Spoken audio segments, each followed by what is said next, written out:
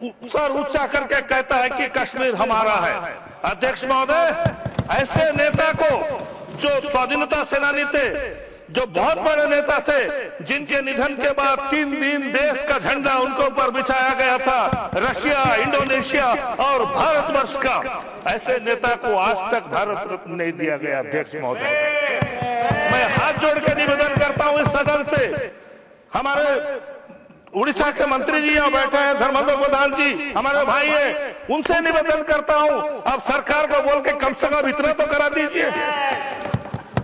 बिजू बाबू को भारत रत्न का हक है। इतिहास में कुछ नाम लिखे जाते हैं, लेकिन कुछ ऐसे नाम होते हैं जो इतिहास लिखते हैं, और वो नाम है बिजू पटनायक का।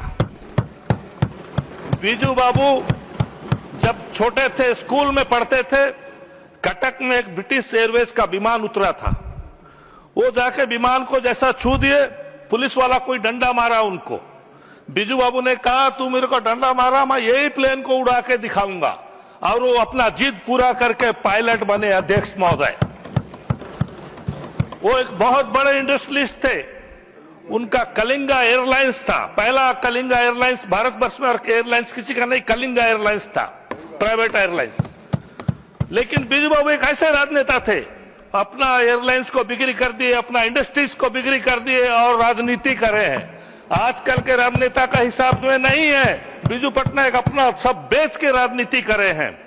बिजू बाबू महात्मा गांधी के जब बुलावा आया, असहयोग आंदोलन, ये सब आंदोलन जब हुआ, भारत छोड़ो आंदोलन हुआ, वो राजनीति में गए और स्वाधीनता सेनानी में भाग लिए, स्वाधीनता संग्राम में भाग लिए।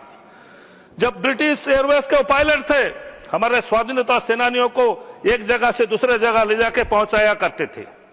जब इंडोनेशिया का मुसीबत आया, वो इंडोनेशिया का नेता शाहरियार को वहां से उठा के लाए, वो जान जोखिम में डाल के उठा के लाए। सेकेंड वर्ल्ड वॉर के वक्त रशियन हमारे देश का मित्र है, उनको भी मदद किए।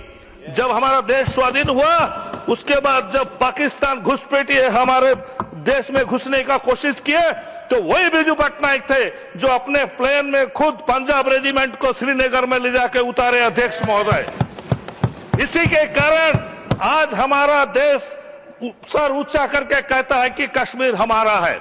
अध्यक्ष महोदय, ऐसे नेता को जो स्वाधीनता सेनानी थे, जो बहुत बड़े नेता थे, जिनके निधन के बाद 3 दिन देश का झंडा उनके ऊपर बिछाया गया था, रशिया, इंडोनेशिया और भारतवर्ष का, ऐसे नेता को आज तक भारत रत्न नहीं दिया गया। अध्यक्ष महोदय, मैं हाथ जोड़ के निवेदन करता हूं इस सदन से, हमारे उड़ीसा के मंत्री जी यहाँ बैठे हैं, धर्मेंद्र प्रधान जी हमारे भाई हैं, उनसे निवेदन करता हूं अब सरकार को बोल के कम से कम इतना तो करा दीजिए।